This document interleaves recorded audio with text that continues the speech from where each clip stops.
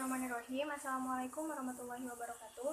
Perkenalkan, nama saya Diva Madani dari kelas 12 IPA 2. Pada hari ini saya akan sedikit menjelaskan terkait kasus yang telah saya analisis sebelumnya. Jadi sebelumnya saya telah menganalisis dua kasus, yang dimana kasus pertama merupakan kasus terkait pencetakan dan peredaran uang palsu, dan kasus yang kedua terkait pengedaran narkoba oleh seorang ABK di laut. Baik, yang akan saya bahas kali ini yang pertama itu faktor penyebab terjadinya dua kasus tersebut.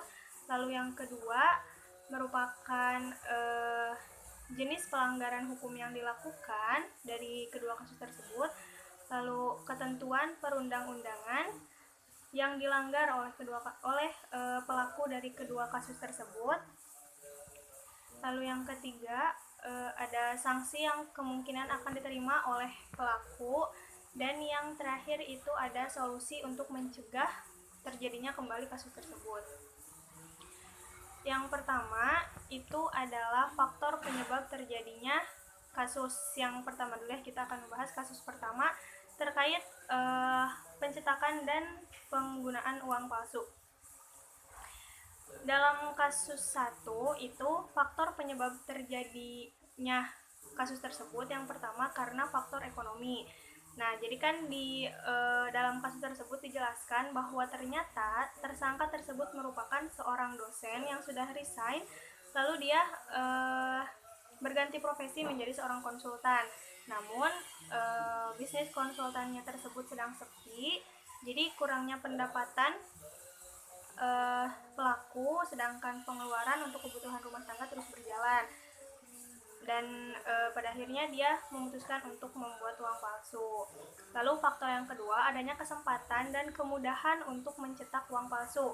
Nah, di dalam kasus tersebut disebutkan bahwa tersangka hanya butuh kertas HVS ukuran kuarto dan folio yang kemudian di-print untuk membuat uang palsu tersebut gitu. Jadi karena memang untuk menduplikat uang palsu tersebut sangat mudah dan ada kesempatan, jadi si pelaku melakukan pelanggaran tersebut.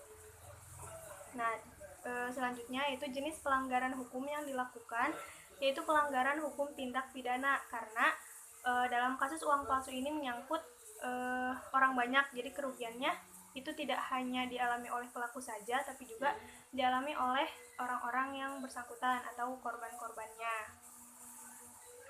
Lalu ketentuan perundang-undangan yang dilanggar. Yang pertama ada pasal 244 Kitab Undang-Undang Hukum Pidana atau KUHP yang isinya tentang barang siapa yang memalsu, meniru, atau memalsu mata uang atau kertas yang dikeluarkan oleh negara dengan maksud untuk mengedarkan atau menyuruh mengedarkan mata uang kertas itu sebagai asli dan tidak palsu, diancam dengan pidana 15 tahun penjara.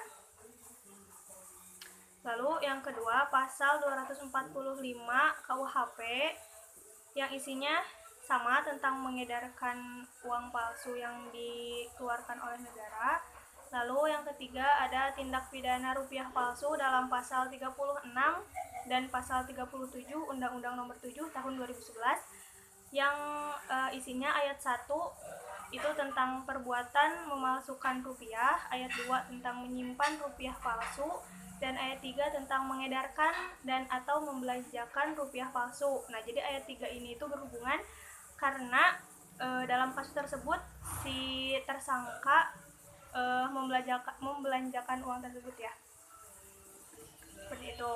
Lalu sanksi yang kemungkinan akan diterima oleh pelaku itu yang pertama, menurut pasal 36 ayat 1, sanksi yang didapat bagi seseorang yang memalsukan uang adalah kurungan paling lama 10 tahun dan pidana dengan denda paling banyak sebesar 10 miliar rupiah.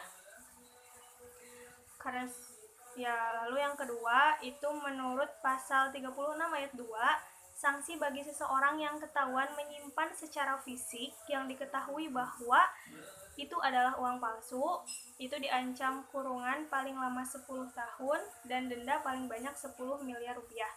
Lalu yang ketiga, menurut pasal 37 ayat 3, sanksi bagi seseorang yang mengedarkan atau membelanjakan rupiah yang diketahui merupakan rupiah palsu adalah kurungan paling lama 15 tahun dan denda paling banyak 50 miliar rupiah. Lalu selanjutnya, solusi untuk mencegah terulangnya kasus tersebut. Itu yang pertama, pembuatan uang asli haruslah sangat teliti dan canggih, mulai dari pemilihan bahan baku, pemilihan warna, dan lain-lain, sehingga uang sulit untuk ditiru oleh masyarakat umum. Lalu yang kedua, karena tadi di faktornya itu ada salah satunya itu faktor ekonomi. Jadi di sini solusinya adanya tunjangan-tunjangan yang membantu masyarakat yang kekurangan dalam hal ekonomi karena tidak punya atau kehilangan mata pencaharian. Lalu yang ketiga, diberikan sanksi yang bijak serta tegas kepada pelaku pemalsuan uang agar mereka enggan untuk melakukannya kembali, dan juga sebagai edukasi bagi masyarakat yang tidak memasukkan uang agar mereka tidak ada keinginan untuk mencoba memasukkan uang.